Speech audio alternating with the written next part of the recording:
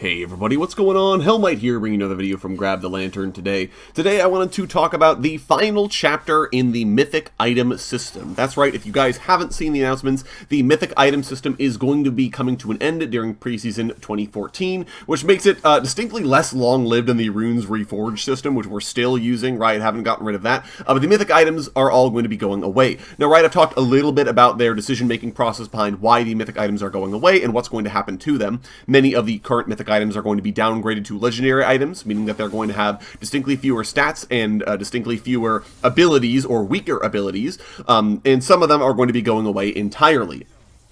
So as this is going to be coming to an end, today I wanted to discuss some of the benefits of the Mythic item system as well as some of the cons to get a sense of how well it went overall. I do think it was a very interesting experiment by Riot that did set out to solve some problems.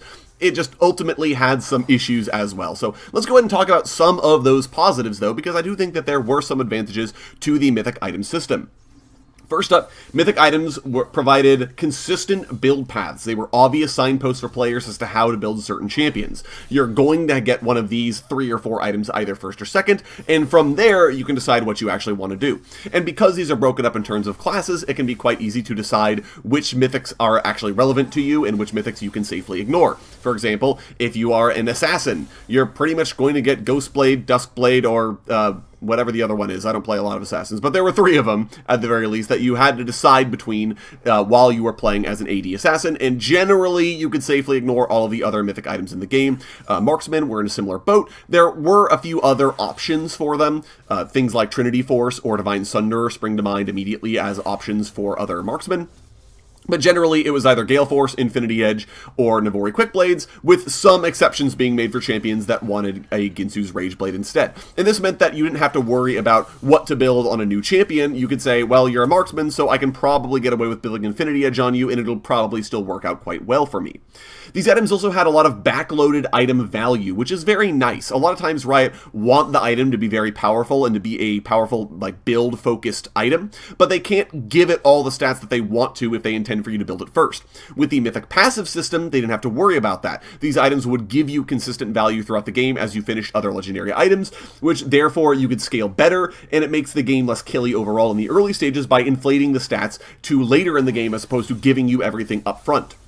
Mythic passives also meant that you could choose a passive based on what the game state looked like and what stats you were likely to want to need. For example, Liandry's Torment giving you the % penetration.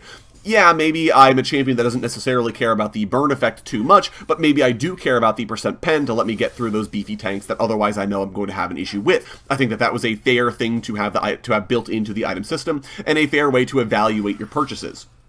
Obviously, as well, this meant that your choices in terms of your actives is also an interesting decision-making point for champions. Yeah, maybe you want the crit ant from Infinity Edge, but Gale Force's mobility may also be an extremely valuable option for you. That means that the item system has meaningful trade-offs. You can choose different options depending on the game state and depending on how well you're doing, as opposed to going for the same cookie-cutter build in every single game. Having to make decisions isn't necessarily always a bad thing.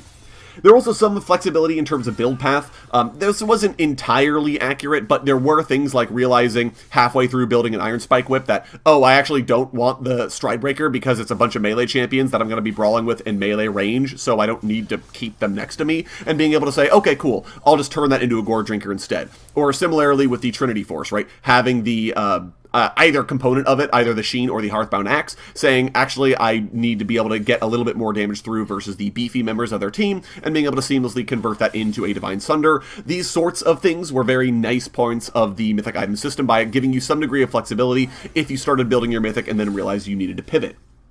The system also incentivized finished items. You only got benefits from your Mythic passive when you completed an item, which made for an interesting dynamic between sitting on components versus finishing items. The item system already tries to push you towards finishing items via gold efficiency, but that's a little bit more esoteric and harder for players to realize it's even a thing, right? That if you buy an Oblivion Orb and sit on it, yeah, it's fine, but you're also being a little gold inefficient. Maybe not gold inefficient, but you could be even more efficient by finishing that into the full Morellonomicon, as an example. The Mythic passive, though, is a more obvious signpost. You want to finish that Thorn Mail instead of sitting on the Bramble Vest, so you can get more value from your Mythic passive, which I think is an interesting push and pull of how that item system works. I also think that exclusivity in this regard could be an upside on occasion. Some items in the game share unique passives or actives, which relies on players noticing the unique qualifier on the item and then realizing that they can't actually stack said items. This goes for things like sheen items or lifeline items. I think is the number one thing that players just sort of realize, oh, I actually can't stack these two because they both have a lifeline passive.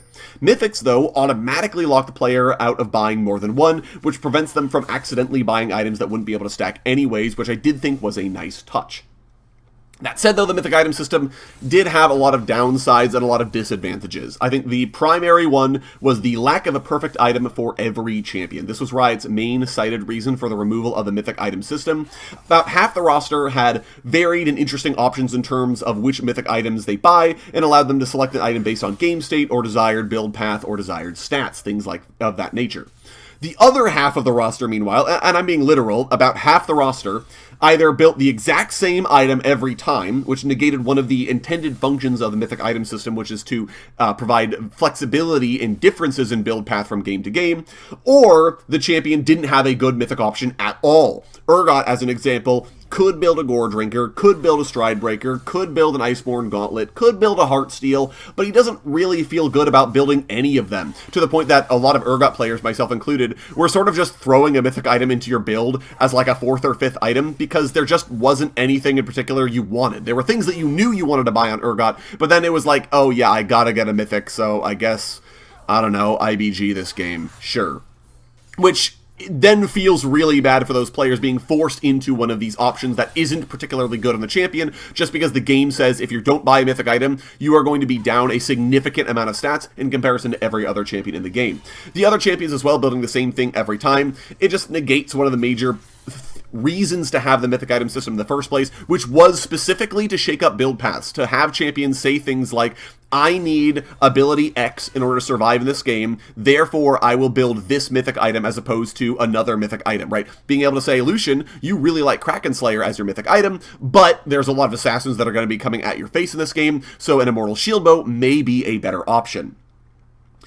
The other issue, of course, was exclusivity. I talked about this a little bit before about how it could be an upside, but generally Mythic items being exclusive was a downside. Jhin, as an example, really wants to build 2 Mythic items. He wants Infinity Edge because it synergizes extremely well with his already crit-focused kit, but he also really wants a Gale Force in order to keep himself alive in teamfights as a relatively immobile AD carry. But he can't build both of them because they're both Mythic items and automatically lock him out of this. This is also true for champions that have a Mythic that they build basically every game. Garen, for example, was a Trinity Force user back in the day. He really, really likes that item. Still does, honestly, but he can't get away from Stride Breaker because he basically needs that item to function at all, and as a result, he just never gets to build the Trinity Force, even though that would be great on him, therefore locking him out of a Sheen passive, which, again, Garen really synergizes with. This also means that some Mythic items are one-stop shops for certain champions in a negative way. Malzahar, for example, because he loved Liandry's Torment in the old item system, before he would have to make a choice between getting his burn on first or grabbing a mana item first and then going for the burn second. Liandry's Anguish is a one-stop shop. He is always going to build it. There's no reason for him to consider any other option. It gives him literally everything he could ever want in a singular item, and I do think that's a bit of a problem in terms of the item system overall. There isn't a choice for Malzahar, so why are we offering him one in the first place? Mythic items also removed build path variety. I feel like if every champion is building a Mythic first or second, then most champion build paths are going to feel very samey. You're pretty much doing the same thing in every game, the same way you would build every other champion, and it also meant then that sort of component-focused builds really suffer and really punish you in a system that prioritizes buying a Mythic item early. Let's say, for example, you're playing a tank top lane, and you've started Tear the Goddess. Well, then you want a Bambi Cinder for wave clear. You're also going to need to grab boots. Maybe you then want to get a Thorn Mail, or not a Thorn Mail, the Bramble Vest, in order to prevent your enemy top laner from healing very much off of you.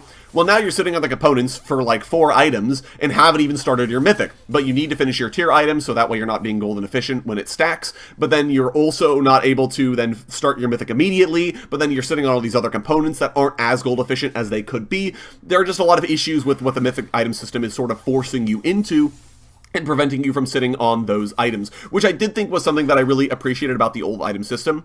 The other thing that the old item system did, of course, is that there was a punish for sitting on components, as I alluded to before, which is gold efficiency.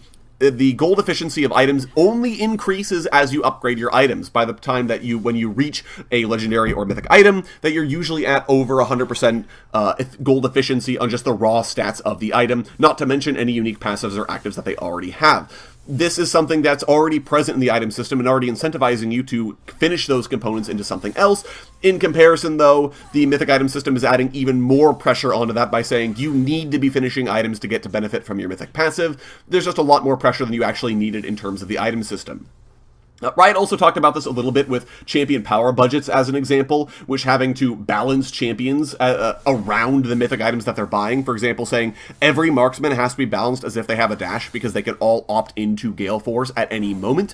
And as a result, there's a lot of balance then that warps these champions. Garen and Darius are actually victims of this as well. Once Stridebreaker existed and they could resolve one of their major issues, which is being kited, they have to be balanced around the fact that they're less kiteable than they were before, to the point that when Stridebreaker still had a dash, they were turbo broken. They had to get nerfed repeatedly in terms of their champion kit to account for the fact that this item was existing and systemically solving all of their problems. This isn't a good thing for the game. I think that League of Legends is most interesting when it's about the champions and all the other systems sort of support that, as opposed to replacing that.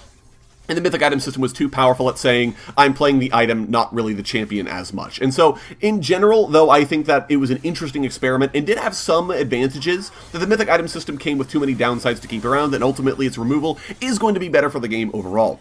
But you guys love to let me know what you think down in the comment section below. Did you love the mythic item system? Did you hate it? Let me know all that down in the comments. If you enjoyed the video today, go ahead and leave it a like, and if you really enjoyed the video, consider subscribing. I upload a video every Monday, Friday, and on patch days as well. Once again, thank you guys so very much for watching. I do appreciate it, and I'll talk to you all later.